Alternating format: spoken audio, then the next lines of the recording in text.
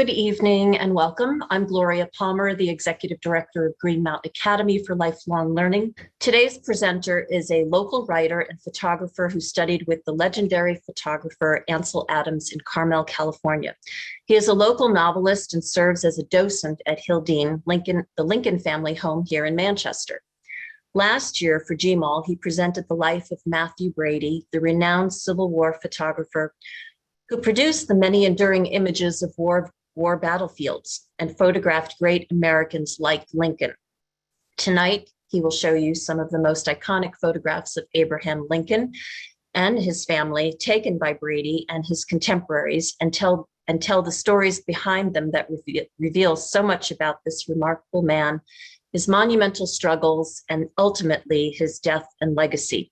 May I present to you Christopher Dant. Good evening. Well, let me first share my screen. So as we approach the 214th year of his birth, this February 12th, Abraham Lincoln remains an intrinsic and an important part of the American consciousness, yet still continues to stir a lot of debate. After all, there's been some 14,000 biographies written about Lincoln, and his own writings and photographic images and artifacts fill museums and galleries, private collections, and government records more than any other American in history. So tonight, through the lens of 19th century America, I take a narrow look and a factual look through the remarkable photographic images we're fortunate to have of Abraham Lincoln and his family, and how the photographs of this great man influenced his career and public image. It even helped elect him president during one of the most difficult times in American history. As a photographer, I've always been fascinated by the beginnings of photography, especially when it became of age during the 19th century, and how images from this era changed public sentiment.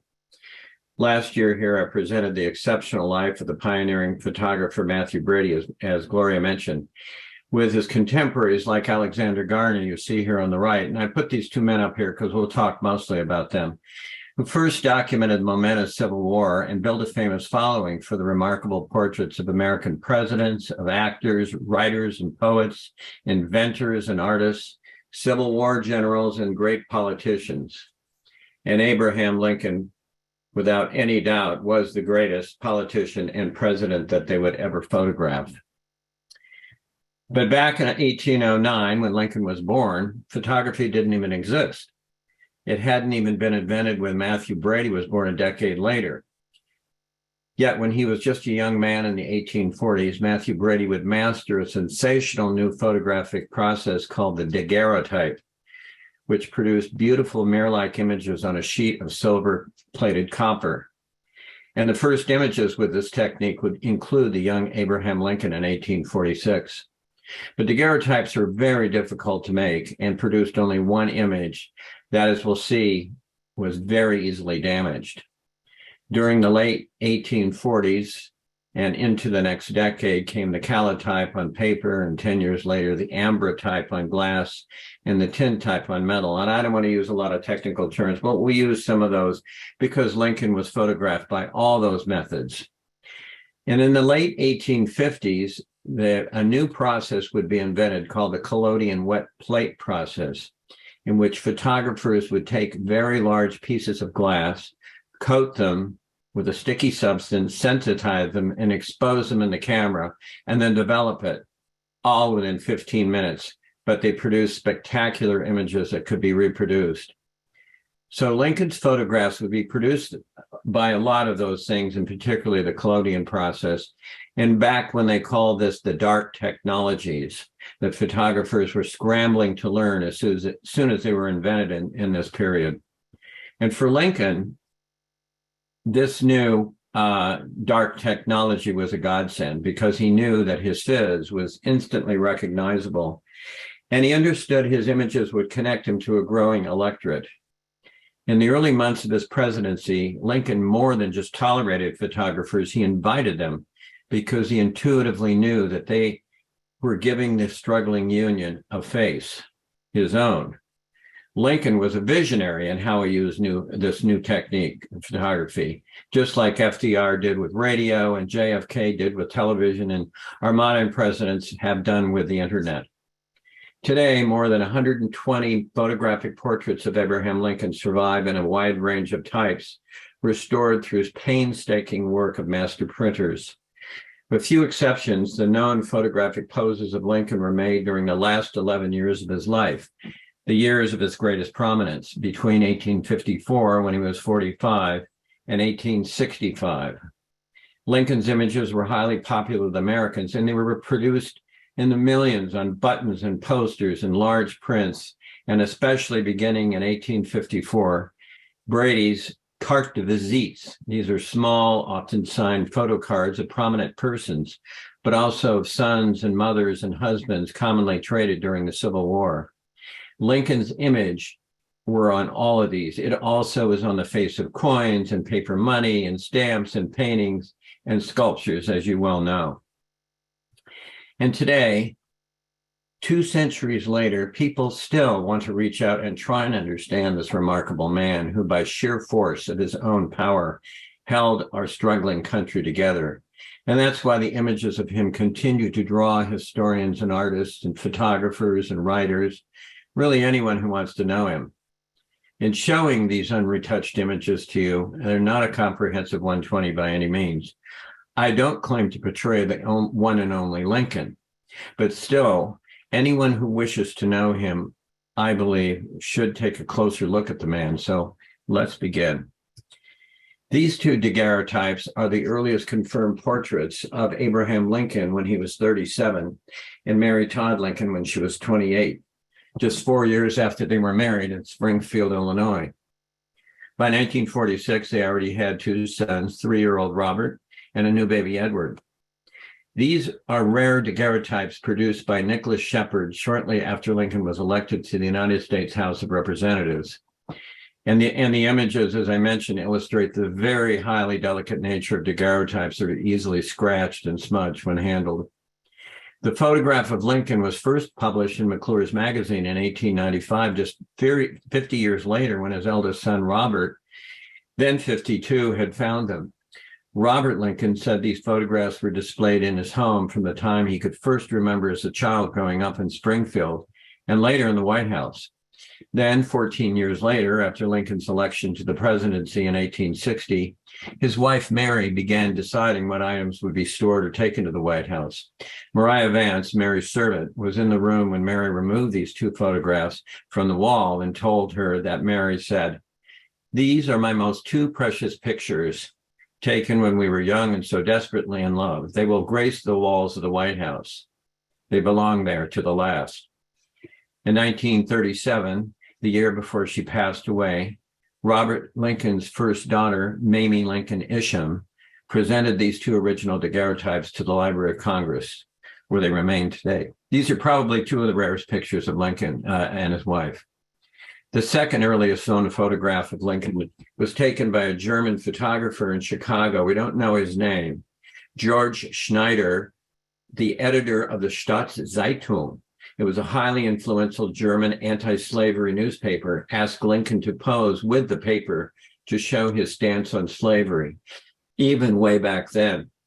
And he later told his influential politicians that Lincoln was already a man necessary to know. 3 years later, just before his Senate nomination when he was 48, Lincoln sat for Alexander Hessler, an Illinois photographer, to get prints for members of the bar. At the time, Lincoln said he didn't know why the boys wanted to photograph such a homely face, as he said. Hessler insisted on smoothing down Lincoln's hair, but Lincoln didn't like the result, and he ran his fingers through it just before the sitting. Later, upon seeing the photograph, Lincoln wrote to Hessler, "The picture is, I think, a very true one, although my wife and many others do not." The objection rises from the disordered condition of the hair. This was one of the first images the public saw of the man whose political career began to rise, the new man of the American West, the awkward and unlikely standard bearer for the Republicans. This handsome albumen print originally was a daguerreotype and was made approximately 1 year later by Roderick Cole in Peoria, Illinois. At that time, Lincoln had been angrily aroused by the Kansas-Nebraska Act, which would allow the Kansas and Nebraska territories, then very large sections of our country, to open for slavery. This sparked Lincoln's return to politics, and he challenged the senator from Illinois, Stephen Douglas, the author of that law, for his seat in 1858. The bid was unsuccessful, as we know, but Americans were riveted by a series of 7 Lincoln-Douglas debates, during which this image drove Lincoln's popularity very high. A similar photograph of Lincoln was extensively printed on ribbons that were later used for his 1860 campaign for president. In a 1905 letter to David McCulloch, a prominent lawyer from Illinois, the photographer Cole wrote that Lincoln had said, "I cannot see why all you artists want to likeness in me unless it is because I am the most homeliest man in the state of Illinois." Understandably, Lincoln himself grew willing to joke self-consciously, perhaps self-protectively, about his appearance. During the Douglas debates, the man accused Lincoln as being two-faced, to which Lincoln shot back, "If I had another face, do you think I'd wear this one?" The public loved Lincoln's humor and humility. This pose became one of Lincoln's best known beardless photographs, largely because he was so fond of it. Mounted signed prints of this photograph were often given to as gifts to his friends and relatives. This is a glass-plated ambrotype made by William Painter Pearson in Macomb, Illinois, which was not considered a particularly good image because he didn't know how to use the technique. Lincoln was shown to a mirror where he was told to fix up, but declined, saying it wouldn't be much of a likeness if he fixed up any. An Illinois neighbor of Mr. Lincoln, who knew him very well, saw this and said, "There, that's the best of Mr. Lincoln that I ever saw. It looks like him during the debates with Douglas." His first debate with Douglas had just finished 5 days earlier, and he was clearly displeased with his performance, as his face suggests. At this time, the German-born reformer Carl Schurz never forgot his first glimpse of Abraham Lincoln on a train during his campaign swing on behalf of the Republicans. He said Lincoln was homely, deeply furrowed, swarthy, with a haggard face topped with a rather battered stovepipe hat, and the deep-set, melancholy eyes from time to time illuminated with a merry twinkle. Church thought the man was ugly, yet something about him was almost irresistible. He hurried to meet the object of the crowd's interest within minutes, Schurz recalled, "I felt as if I actually had known the man all my life." A year later, Lincoln sat in the gallery of Cook and Facette in Chicago. Mrs. Lincoln called this photograph the best likeness she had ever seen of her husband. But in 1859, his photographs had not been widely published to the public. So a Pennsylvania newspaper editor asked for autobiographical descriptions of the Republican presidential contenders, for which Lincoln wrote, "If any personal description of me is thought desirable, it may be said I am in height 6 feet 4 inches, nearly, lean in flesh, weighing on an average of 180 pounds, dark complexion with coarse hair, and gray eyes. No other marks or brands recollected." You'll see in these portraits that I'm going to show you that Lincoln appears serious, sometimes his mood almost somber. But remember, at that time, exposures with these cameras and the glass plates were very long, several seconds, sometimes a half a minute, requiring him to remain absolutely motionless and hold a facial expression. According to Lincoln historian Lloyd Ostendorf, whenever Lincoln posed, a dark melancholy settled over his features. He put on what Mrs. Lincoln called his photographer's face. This photograph was a major turning point for Abraham Lincoln. As he entered the national stage, people began noticing the man in public. His law partner, William Herndon, said back then, "He wasn't a pretty man by any means, nor was he an ugly one. He was just plain acting, plain looking." But Herndon was being kind. People called Lincoln homely, awkward, gaunt, ill-featured. Although he had lost a chance for the Senate seat in 1858, he now looked to the presidency, and in February of that year, he was invited to speak by the Young Men's Central Republican Union at the private college Cooper Institute in New York City. And he knew that he needed to present a very strong image to the event. So that morning of the talk, Lincoln turned to the eminent portrait photographer Matthew B. Brady at his famous gallery on Broadway. After all, Brady had already published photographs of the presidents like John Quincy Adams, as well as notable authors like Walt Whitman and Charles Dickens. But with this new rising politician, Brady knew he had a monumental task. And so after several shots with Lincoln seated, he decided he should stand to show his powerful physique. Lincoln, with his pronounced cheekbones, broad forehead, and eyes looking seriously at the viewer, stood tall next to a column with his hand on a book. Brady remembered at the last minute, he approached Lincoln and drew his loose collar up on his long neck. Lincoln said, "Ah, I see you want to shorten my neck." Brady answered, "That's just it, Mr. President." And they laughed and the picture was made. Despite those who scorned his looks now, Lincoln became the picture of calm respectability in his two-piece dark suit. This photograph was copied everywhere, especially on the cover of the legendary New York political magazine Harper's Weekly, which published an artist's rendition. A newsman from the Chicago Tribune reported, "The tones, the gestures, the kindling eyes, the mirth-provoking look defy this reporter's skill. No man has ever before had such an impression on his first appeal to a New York audience." The photograph was later made on a pin that you can see on the right here that people could wear. It was the first time a political pin was ever used and worn by millions, proclaiming the allegiance to Lincoln. At the Cooper Institute, Lincoln elaborated his views on slavery by affirming he didn't want to see it expanded into the Western territories. The speech was a watershed moment, transforming him from a regional leader into a national phenomenon. It propelled him to gain the 1860 Republican presidential nomination. Newspapers and magazines showed Brady's photograph and gave full accounts of the event, knowing the stirring rhetoric of Lincoln as a speaker, printing that Lincoln had concluded, "Let us have faith that right makes might." One newsman in the audience wrote, "At first, the man seemed awkward and uneasy, but as soon as he got a hold of his subject, he was another man. He seemed inspired and was immensely imposing, even dignified." After Lincoln secured the Republican nomination and the presidency, he famously said, "Brady and the Cooper Institute made me president."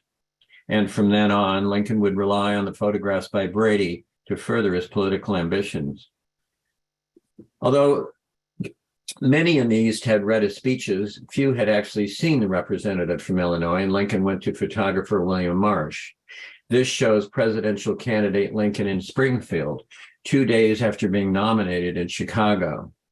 The portrait was widely published in Harper's and several newspapers that spring and summer, and it became highly popular with the electorate, as it showed what one voter called the plain, honest face of the man.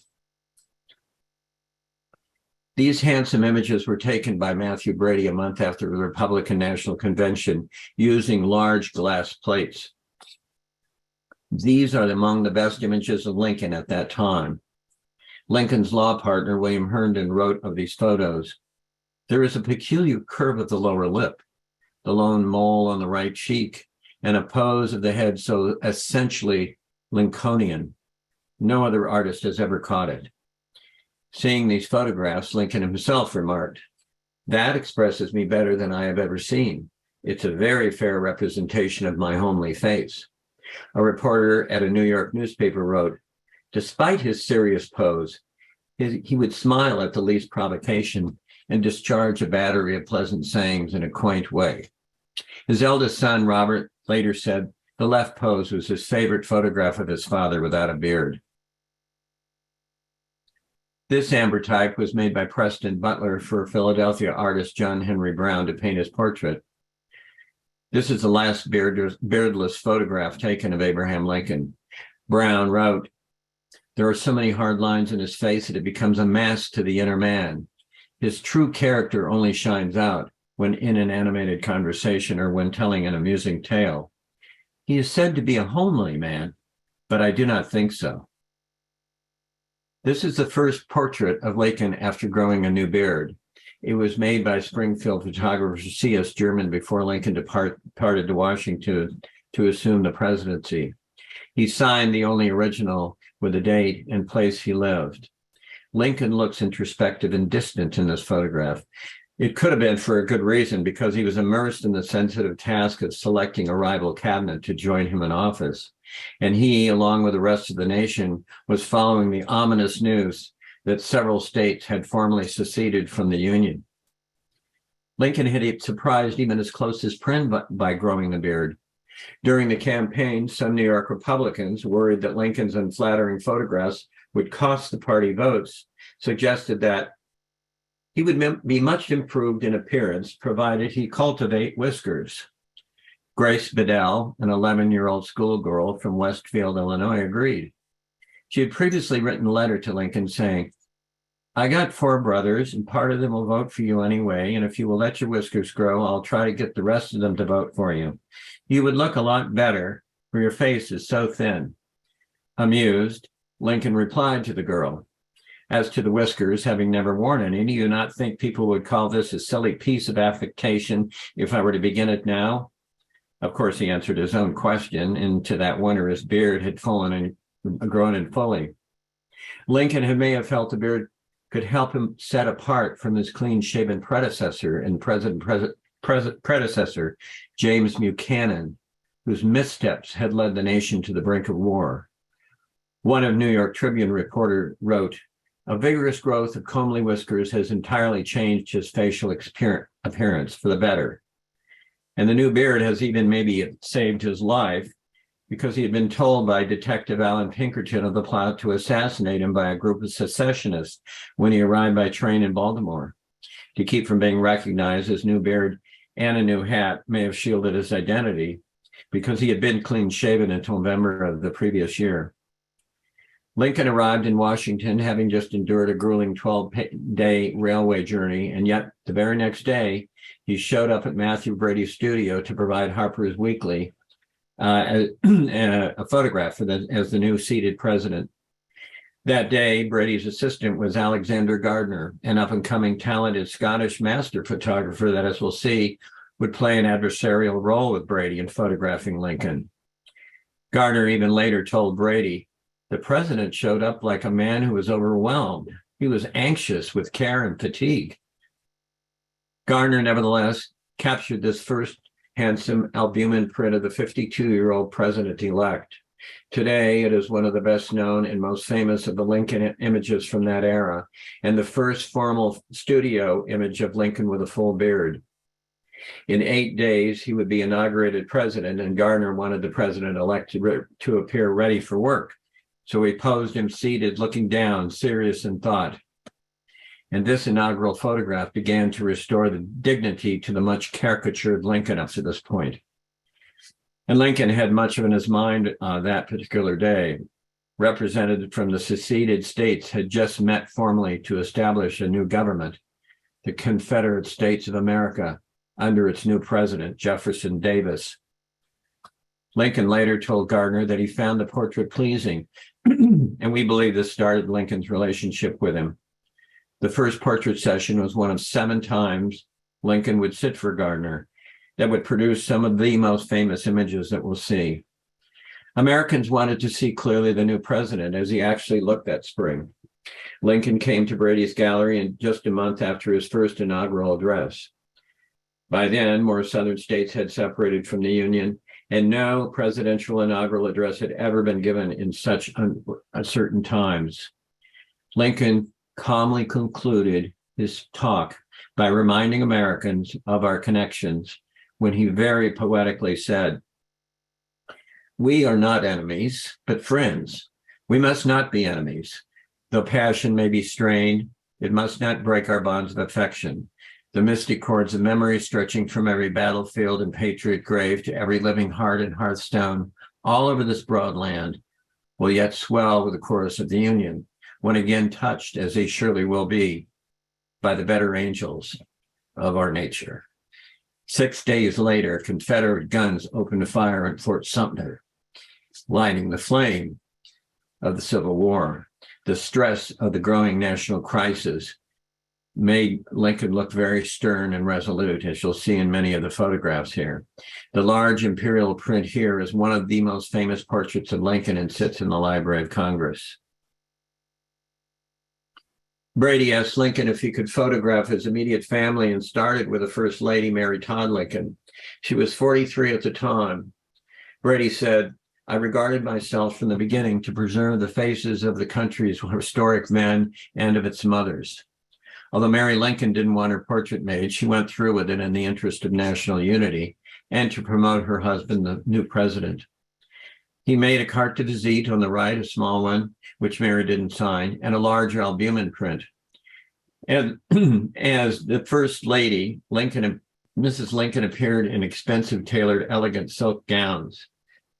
The gown on the far right was the one she wore to the inaugural ball in 1861.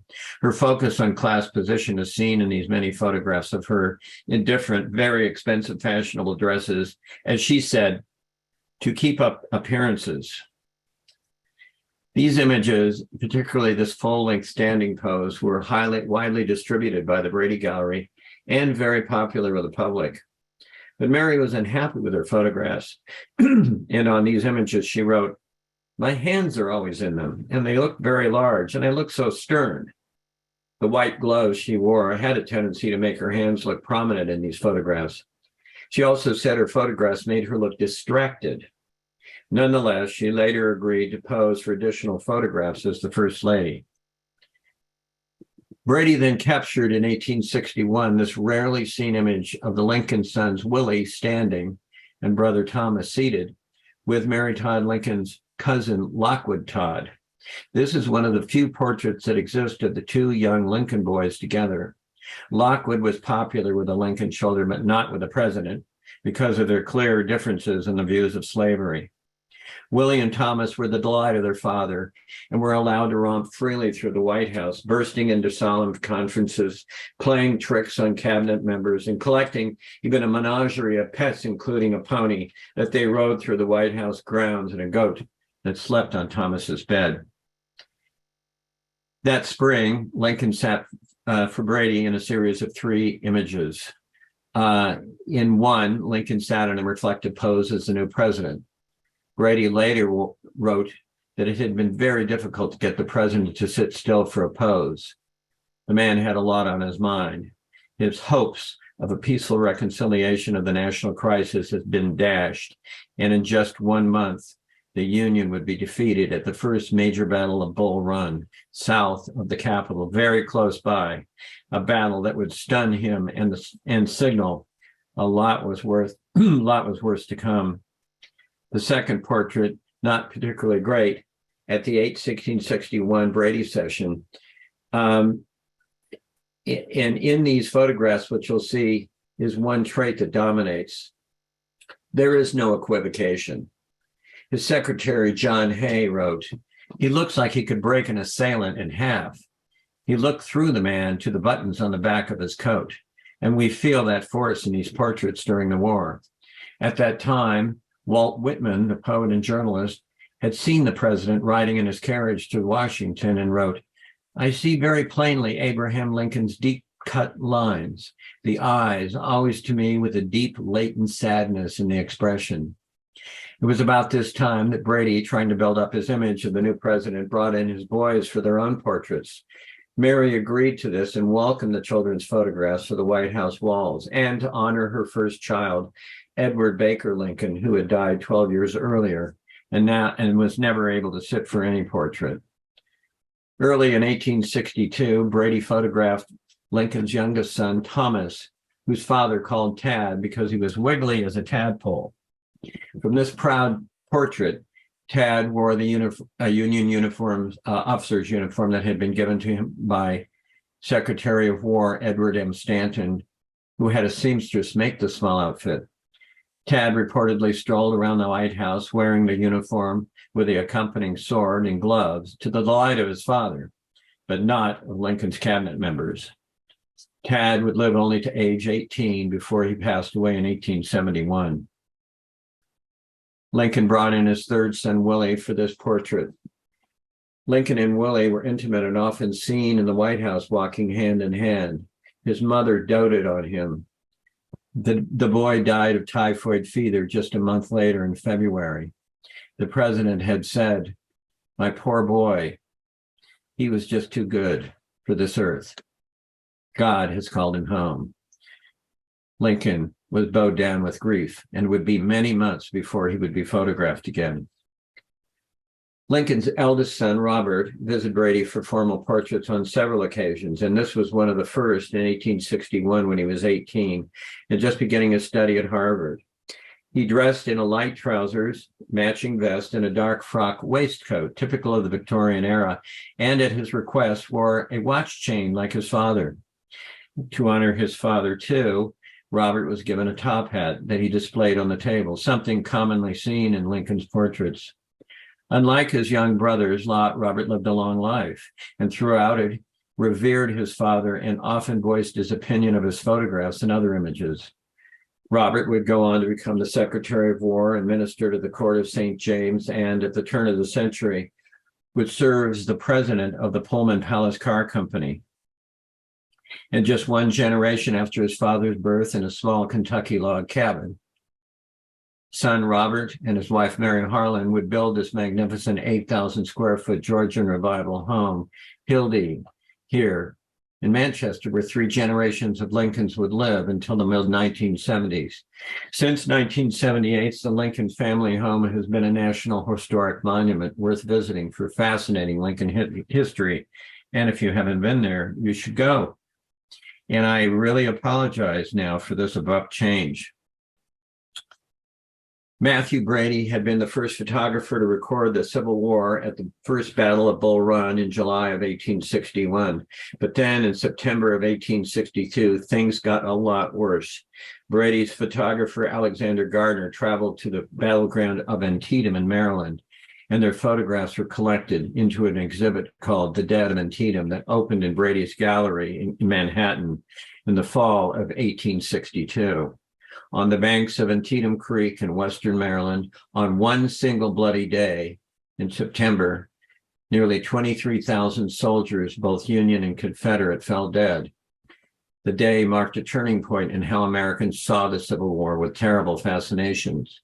Garner's images were so detailed that relatives could identify their loved ones by their faces.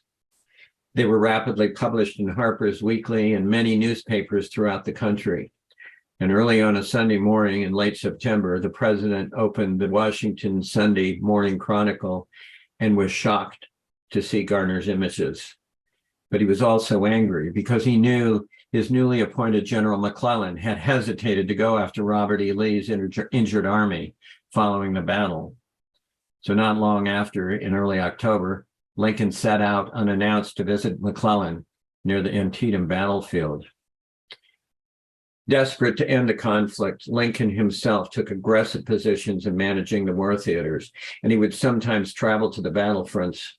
These photographs by Garner are considered some of the most famous of the war, and the only clear portraits we have of Lincoln in the war theater, this one being the most well-known, showing Lincoln and McClellan and his commanders outside their tents at Antietam.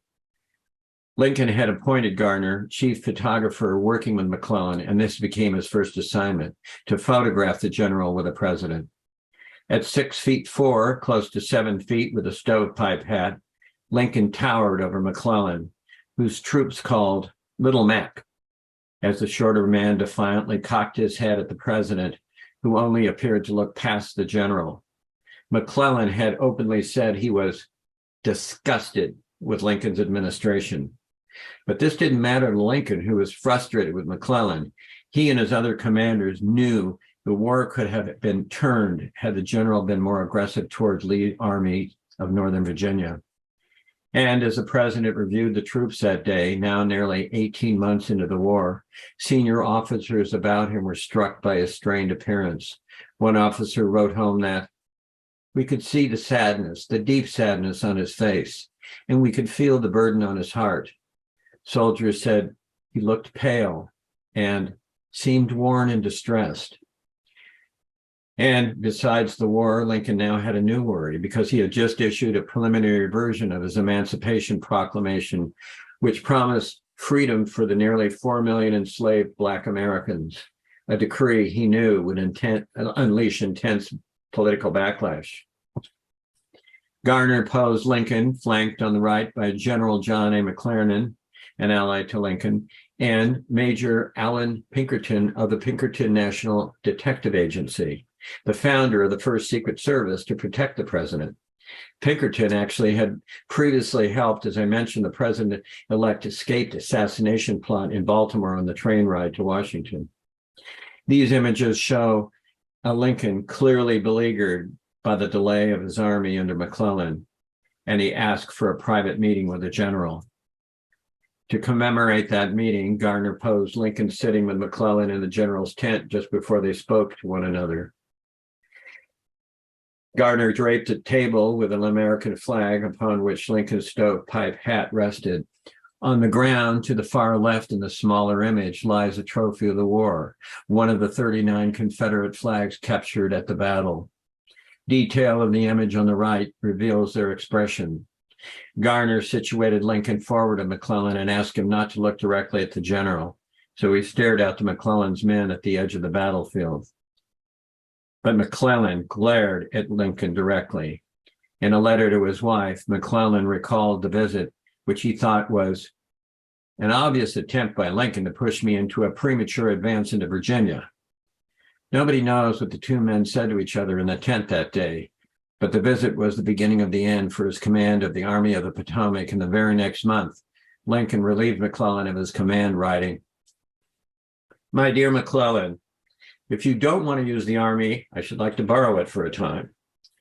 Garner's glass plate broke during development, ironically sending a crack right through McClellan. As we'll see, this is not the first time this has happened in one of Garner's most famous images in 1865.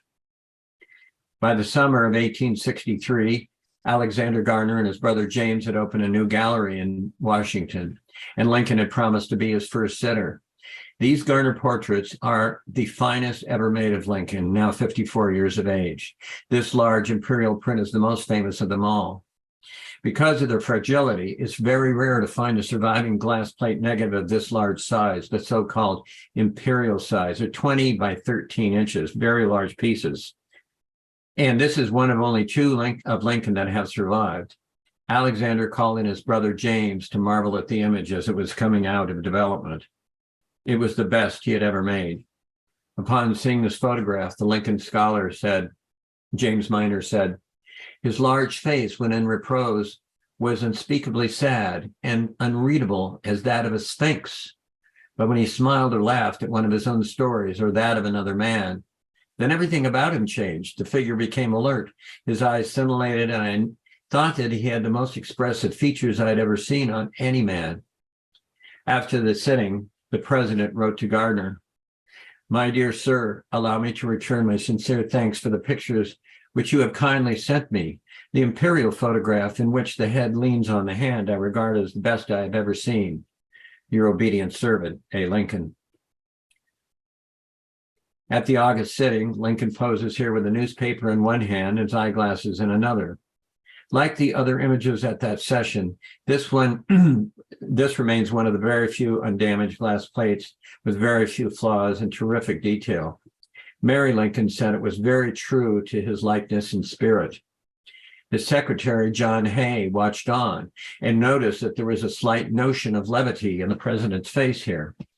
That summer had seen Union victories at both Gettysburg and Vicksburg, giving the Union control of the Mississippi River. John Hay wrote in his diary that the president was in very good spirits. He thinks the rebel power is at last beginning to disintegrate, that they'll break to pieces if we only stand firm now. Garner produced this handsome close-up image of Lincoln 11 days before he would deliver his Gettysburg address on November 19th, and it is commonly referred to as the Gettysburg portrait. Lincoln's face looks fierce and determined, his worn eyes staring directly against a war. Richard Lowry, a Lincoln historian, writes, "It's almost a military posture, firm, determined, as if he had absorbed into his expression the full authority of his office. This is a portrait almost carved in stone, like that which would become his memorial. Today, it is considered by historians as the signature moment for the president and one of the most important portraits in history. At the same session, Garner made this beautiful print of the president's long and, as Lincoln would call them, lanky legs. This is one of the most famous and rare imperial prints Garner ever made. Lincoln looks relaxed with a trace of a smile, likely because he was watching Hay and Nicolay as they stood off camera in the studio.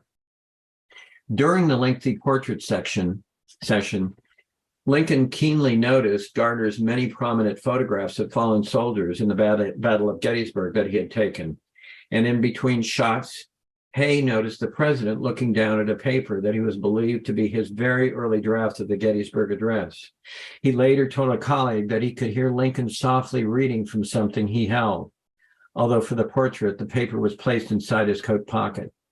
William Stoddard, assistant to Secretaries Hay and Nicolay, wrote about this in his diary, in which Lincoln needed to hear the words he had written.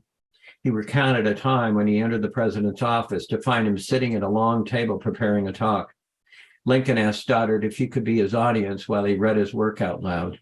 Lincoln told him, "I can always tell a lot more about the thing after I've heard it read aloud, and know how it sounds." Because newspapers were often shared and read aloud as a form of entertainment and news at that time, Lincoln said he would write for the ear. He'd whisper or talk out loud as he wrote to hear how the sentences sounded, how his words blended, how the inflections of the sentences helped to enforce a point. He used alliteration and repetition, metaphors, contrasts, choosing words based on an overall melody within a sentence and a paragraph. And this is what made his speeches, like the Gettysburg Address, so memorable and effective. Garner posed the president with his wartime secretary, John Nicolay, on the left, and John Hay, who called the president the tycoon. Hay later exulted, "Nico and I immortalized ourselves by having ourselves done in a group with the president." Hay loved his portrait, as it illustrated to him the closeness he shared with Abraham Lincoln. In 1866, the year after the president's death, Hay wrote in his diary about life with Lincoln in the White House. He said that Lincoln took no vacations and worked 7 days a week, often until 11 p.m. or even later during crucial battles, and the burden on him was very heavy. Hay wrote, "He was very abstemious, ate less than anyone I know, drank nothing but water, not from principle, but because he didn't like wine or spirits. Once, in rather dark days early in the war, a temperance committee came to him and said, the reason we weren't winning the war was because our army drank so much whiskey. They even charged General Ulysses Grant with drinking too much whiskey." Hay wrote that Lincoln had said, "If I could find out what brand of whiskey Grant drank, I would send a barrel of this wonderful whiskey to every general in the army," adding, "Grant is a fighter."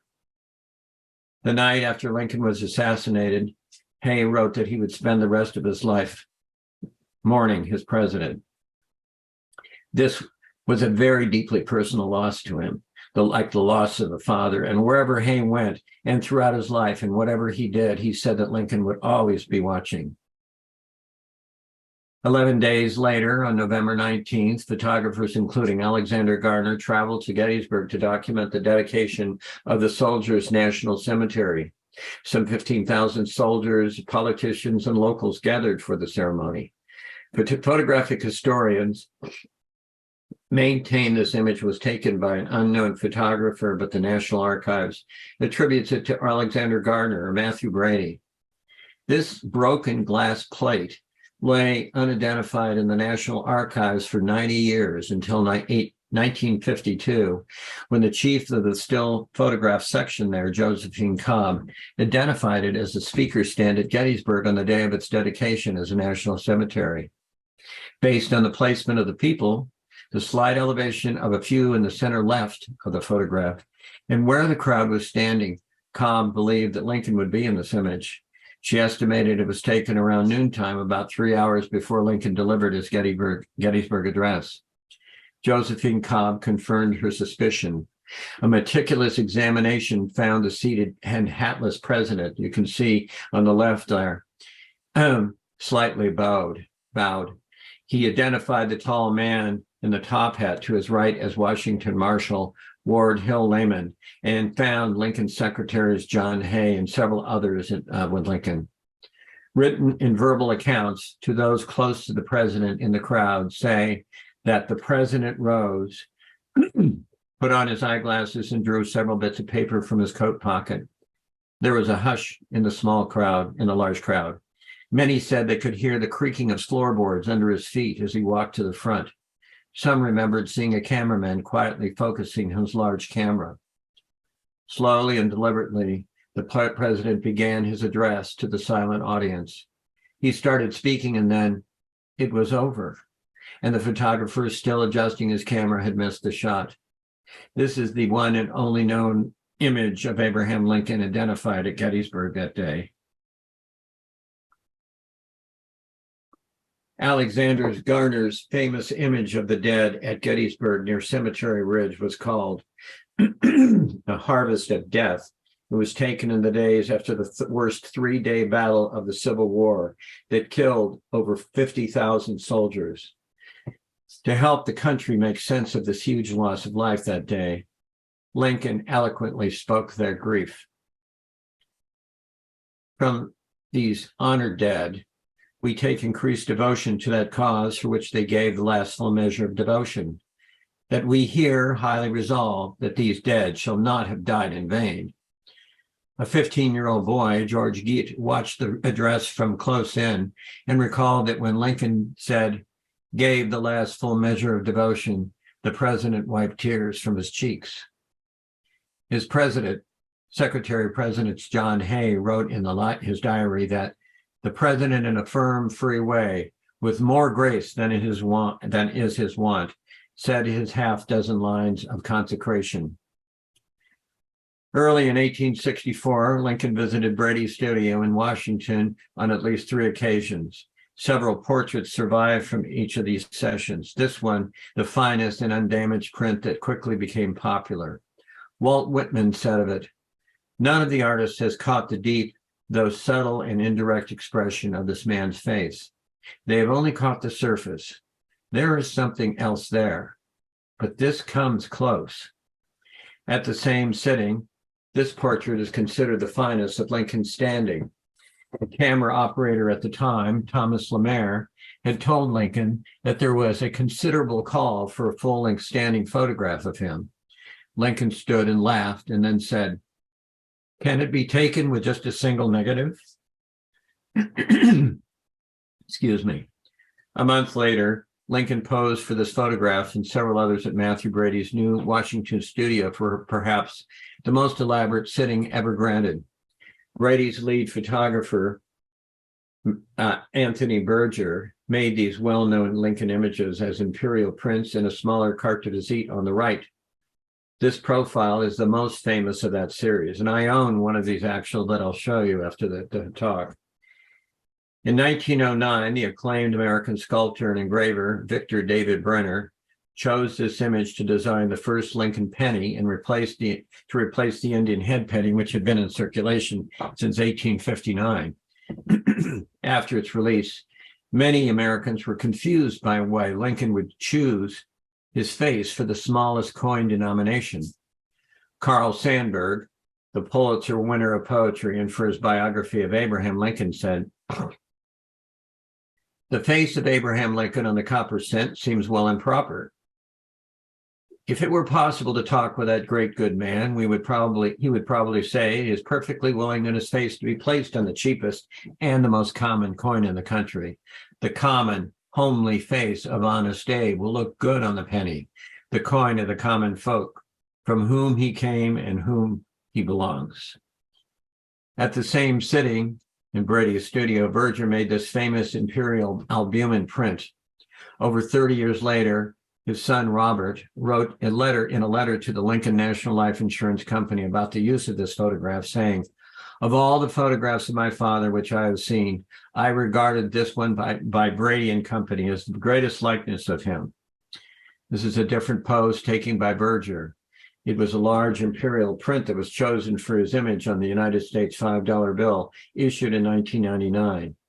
Upon seeing this, a former state Supreme Court justice wrote of Lincoln's pleasant and kindly eyes, through which you feel as you look into them that you are looking into a great heart. This is regarded as historians as the greatest portrait of Abraham Lincoln made, and as the truest likeness of his president, according to John Hay. Despite the Union victories at Vicksburg and Gettysburg, the war continued to rage on. Sherman was on the move south, and it wouldn't be until that spring that Grant would capture Washington. But now, the photographs began to reveal Lincoln's transformation, as we see here. His secretary, Hay, wrote, "He was, in mind, body, and nerves, a very different man in 1865 than 1861. It would be another year before Abraham Lincoln would sit for another portrait." So in February that year, American portraitist Matthew Wilson was commissioned to paint the president. Lincoln went to the Garner studio with Wilson to get recent photographs to work from. But the resulting painting was not particularly distinguished and hardly remembered today, but it's of great fortune that these Garner photographs endure, and today are the most important in history, even though they weren't originally intended to stand alone as works of art. The president had won a second term and would turn 56 in just 7 days. The immense stress of the war had clearly taken a toll on him. Horace Greeley, publisher of the New York Tribune, wrote, "The man's face was haggard and seamed with thought and trouble. He looked care-plowed and weather-beaten." In his new book, Our America, A Photographic History, Ken Burns called this image the last, yet the most meaningful and beautiful image of America, and said that even though he was weary and beaten down that winter of 1865, he's still inclined for cooperation and peace, as the best of us, as the better angels of our nature. This is a hopeful image with the war nearly finished, even though the president had just 2 months to live. At the end of that portrait session in February, Garner asked the president for one last pose, and he rolled his heavy camera in for a close-up. The picture was made. The lines on Lincoln's face were etched deep, and he looked utterly exhausted. Nevertheless, there was a small, enigmatic smile on his face. Frank Goodyear, the former National Portrait Gallery's curator, said, "Lincoln has this hint of a smile. He can understand that the war is coming to an end, and here he permits, for one of his first times during his presidency, a hint of a better tomorrow." While Garner was removing the large 20 by 13-inch glass plate from the camera to make the imperial print, it snapped across. Yet Garner made one print with a crack across Lincoln's head, and then he discarded the plate. After all, he believed there would be more time to make more Lincoln portraits, but only 10 weeks later, Abraham Lincoln would be gone. This was the last portrait ever taken of President Lincoln. The Garner plaque plate portrait is considered by many as the most important and evocative photographs in American history. From the beginning, it had taken on an ominous foretelling, one that photography historians find horribly fascinating. Inadvertent, the line of fracture seems almost to presage the path of the bullet that John Wilkes Booth would fire on April 14th. And aside from the detail in the center of Lincoln's face, some of the picture appears diffused or out of focus. It's almost as if he's traveling past us into the future, looking towards eternity with only weeks to live. Of the span of years, it would only be 56. And yet Abraham Lincoln's face continues to bear witness as if it were itself the conclusion of the whole and sparing world. The one original portrait image of Garner is displayed at the National Portrait Gallery, where here President Obama, the 44th, considers the 16th. Obama said, "Though the lines of weariness etched in his face, we know Lincoln grasped, perhaps more than anyone, the burdens required to give his words meaning. He knew that even a self-evident truth was not self-executing, that blood drawn by the lash was an affront to our ideals, that blood drawn by the sword was in painful service to those same ideals. Lincoln's words give us confidence that whatever trials await us, the nation and the freedom we cherish can and shall prevail." A copy of this photograph was on President Obama's White House desk that he said would soothe him and ask him questions. 1 month later, on March 4th, Garner would take this famous image of Lincoln's second inaugural address at the Capitol. It is the last time Abraham Lincoln would ever be photographed. That day, Lincoln delivered the greatest speech of his life. He spoke to a nation ravaged by war that had killed 620,000 men. And he tried to heal both North and South by making a promise. With malice towards none, with charity for all, with firmness in the right, as God gives us to see the right, let us strive on to finish the work we're in, to bind up the nation's wounds, to care for him who shall have borne this battle, and for his widow and his orphan, to do all which may achieve cherish a just and lasting peace among ourselves and with all nations. Like Josephine Cobb at Gettysburg, photographic historians would later identify John Wilkes Booth standing in the upper platform, staring at the man he would take down 6 weeks later. But this would not be the last time Lincoln would be photographed. Lincoln would be photographed. After Lincoln's death, Alonzo Chappelle painted this moving tribute, The Last Hours of Abraham Lincoln. The artist artificially gathered in this one scene 50 family, physicians, and government officials who visited the dying president throughout the night of April 14th. Mary Lincoln lies across her husband's body, and his son Robert stands in the foreground, holding a handkerchief in grief. The details for each person were so exquisitely lifelike because many of the people in the painting sat for photographs by Brady and poses that Chappelle wanted to paint. In 1866, Robert Todd Lincoln posed in Matthew Brady's studio, seen on the right, that the painter used almost exactly. The notoriously private Robert Lincoln consented to this request in tribute to his father. Lincoln's 1863 Gettysburg portrait by Garner was used in part for his memorial in Washington. The design of the Massachusetts sculptor Daniel Chester French created this masterpiece, and of all the monuments to Abraham Lincoln, this was the most impressive. So in the spring of 1922, Robert Todd Lincoln, then 78, as you see here, with his wife Mary, attended the memorial dedication as guests of honor, along with President Warren Harding and Chief Justice William Howard Taft. President Robert Lincoln had been deeply moved by the beauty and likeness of his father, saying, "I think this surpasses anything that has ever been made of the kind." Later, he remarked to a colleague that he didn't remember Abraham Lincoln as the President of the United States, but just as his father. Upon leaving that day, his last public appearance, Robert Lincoln waved a last goodbye to his father's cold stone face. 4 years later, the only surviving son of Abraham Lincoln would peacefully pass away just before his 83rd birthday in a summer home. On April 16th, Easter Sunday, 2 days after Lincoln's assassination, Elizabeth Keckley, Mary Lincoln's seamstress and closest confidant, was summoned to the White House by the widow, where the president lay in state. She looked down at the face of the man she had come to know so well and love. She wrote, "There was something beautiful and grandly solemn in the expression of his placid face. There lurked the sweetness and gentleness of childhood and the great stately grandeur of a godlike intellect." Perhaps Brady or Alexander or any of the other photographers who painted Lincoln could never really portray him as he actually appeared to those closest to him in his day.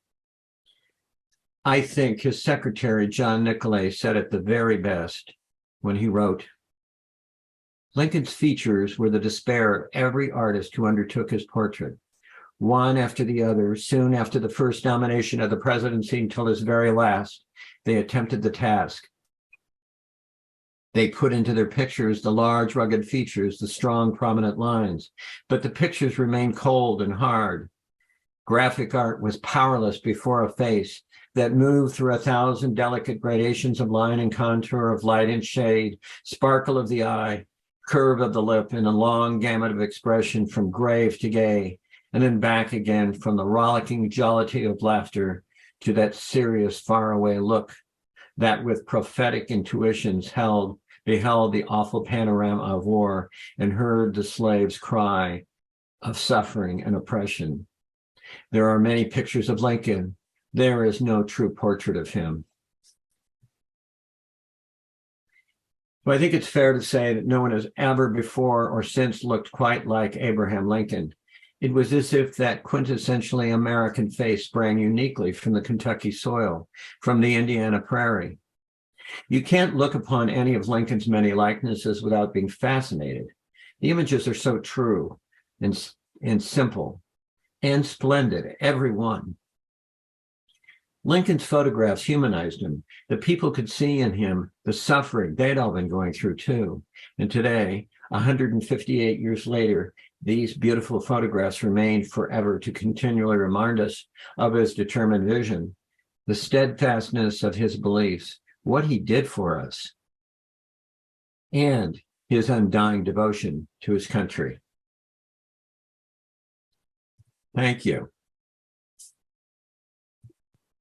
Thank you. Thank you. That was wonderful. If you have any questions, you may type them in the chat box, or you can raise your hands and we'll ask you to unmute. I'm not a Lincoln historian. Let me start with that. Just a photographer. Let's see, Neil. Yeah, not a question. I just wanted to say I thought that was a fantastic presentation. You obviously worked incredibly hard to put that together and gather the photographs and piece together your thoughts in a very compelling narrative. And I just want to say thank you. That was really a great seminar. I feel really privileged to have heard that. So thank you, Chris. Going on mute. Thank you. I appreciate that a great deal. It took a long time. I know. You could tell. Janet? Yeah, I say also that I had chills up and down my spine when you were reading the words of the second inauguration. And, you know, that doesn't happen to me very often. So wow. It was really very moving. You know, it was a great way to learn about Lincoln through his photographs, most of which I had never seen before, even though they are famous. But anyway, thank you, Chris. Any questions? Well, by the way, I don't know how well this will turn out, but this is a carte de visite, reflected, of Abraham Lincoln, of the image that was made into the Lincoln head penny. It's not an original. I'm not that rich, but it is signed by him, and it is a copy of the original. So I bought that from somebody in France, an obscure. So it's kind of nice to have. That's how big the carte visites were. These little trading cards that people would, and in fact, during the Civil War, when they went through the pockets of the soldiers, when they were on the battlefield, the dead soldiers, they'd find these of their mothers and their wives, or the brothers and sisters. It was just incredibly sad. And Brady, you know, I mean, felt very proud that they had these images with them, but it was very sad to have that happen. Stephanie? Hi, Christopher. That was just so wonderful. I couldn't even say anything. I wanted to say something right when you finished, but I was too emotional. Yeah. To those images and the way that you brought his face up so close, and just I think probably for all of us, and then for those of us who study Lincoln fairly often, I'm thinking of all my colleagues I see here from Hildene and the docents as well. It's just it just reminds us of why his story is so important and still so relevant to what's happening in our country today. But I also wanted to say your narration was just beautiful, beautifully crafted. So thank you for the whole thing. It was just such a gift. Thank you. Thank you. Appreciate that. I knew you were happy that I showed a picture of Hildene in there. You know, followed by dead people on the battlefield. But yes, I had to put that because it is an important aspect. And anybody who's never been to Hildene, you should go. It's in a fantastic place. Hi, Daniel. Yeah, Chris, I just finished reading Bressler's recent biography of Lincoln. It's about the fourth or fifth one I've read of Lincoln. But your narration and the pictures, and it just brought that whole book back to life in terms of just following his progression, his as a politician, since he was a very, very astute politician. People don't understand that quite as much. I don't think that, he doesn't quite get that honor, but it just, your pictures and your narration was just wonderful. So I appreciate that. Thank you very much. Absolutely. Yeah. I mean, it was, I have to say, undertaking something like that is pretty scary. I mean, the more I dug into it, the more I realized I didn't know and how much was there. So it was more of what I couldn't include in an hour. I mean, this thing could have gone on hours. There were 120 known images of him, and I just tried to choose the ones that I think told the most about him and how people reacted. Especially that last portrait of him. That's just a killer. Mm-hmm. Yeah. Hi, Susan. Hi, can you hear me? Sister. Can you hear me? Yeah. Well, you did a great job. I just can't get over it. It's I always learn something from these, and it's about time. I learned something. Yeah. But I thank you for this. It was but now I have to come back to Vermont to go to Hildene. You do. I know. Los Angeles, so it's a long trip, but yeah, you want to come to Hildene. Yeah, it was just that shot in the middle of all of those daguerreotypes and black and white was shocking. It was to see all that color. It was so beautiful. I know it well. I had to do it, Well, when you first sent me that picture, I thought this guy lived in a log cabin. That was not Abraham. That was Robert. Yes, I understand that, but it was just a shock. It was something, and to have that close by and be working there all the time like you do, doing your docent stuff is wonderful. Yeah. I think one following up on the Hildene, I think one of the most interesting things in Hildene is right out in front is they show the outline of the Lincoln, where Lincoln was born, in the log cabin, the small, was it 8 by 10 or 12 by 15 or something, and just that outline on the grass, and then this magnificent Georgian mansion in the background. So it's worth going to Hildene just to see those two things in juxtaposed with each other. Yep, born in Berlin, Harlan County, Kentucky in 1809 in a 16 by 18 log cabin, and then behind it is an 8,000 square foot survival home that in one generation his son would build. I mean, it's truly awe-inspiring. Yeah. But I'm surprised I'm not getting any, heavy-duty Lincoln questions. I guess I answered everything. Let's see, Nancy. Hi, Nancy. Hi, Chris. In one of the photos, I think it was one of the ones of Lincoln standing up, it looked like there was something large in one of his pockets. Ooh. And it did cross my mind, could that have been the King Bible? Oh, God, that's a great question. Was it one of the latest ones where I said that, let's see, there was one very famous one where I don't know. I see that now. I don't know. I have to go and look and see information. Is that the one with his hand behind his back? I don't think so. I think it was a little before that. There was another one.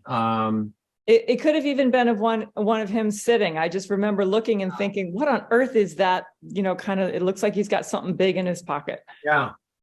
Well, I'll have to go back and look at that more closely. I didn't notice that, but that's intriguing.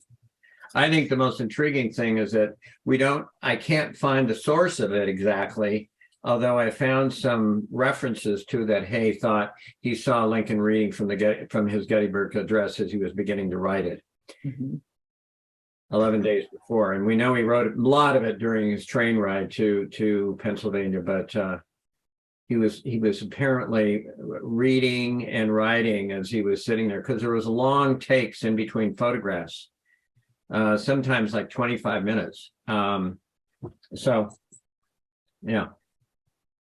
So, I mean, there's not a ton of information about what went on in the actual studios when he was having his portrait made, other than some of the things that John Hay and John Nicolay wrote and some others, but very, very little. But I know that he was very, very, very patient with the photographers, because he knew these images are so important. What I did want to point out is that we're talking about Hildene, and we have a program coming up March 2nd, which is on the Pullman Company, and that has been mentioned as a small part of what the story at Hildene, because they have the Pullman car there. So if you like our programs and you like Hildene, I would recommend that you join us on March 2nd for a talk with Bill Badger on the Pullman Company, and that will be held at the Manchester Community Library, and it will also be live streamed. Yeah, that sounds great. Pullman's a big deal. And if you haven't been to Hildene, go there and then see the Pullman car too. It's an incredible place.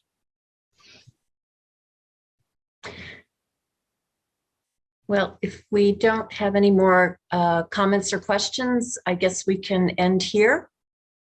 I want to thank you, Christopher. Another wonderful photography talk.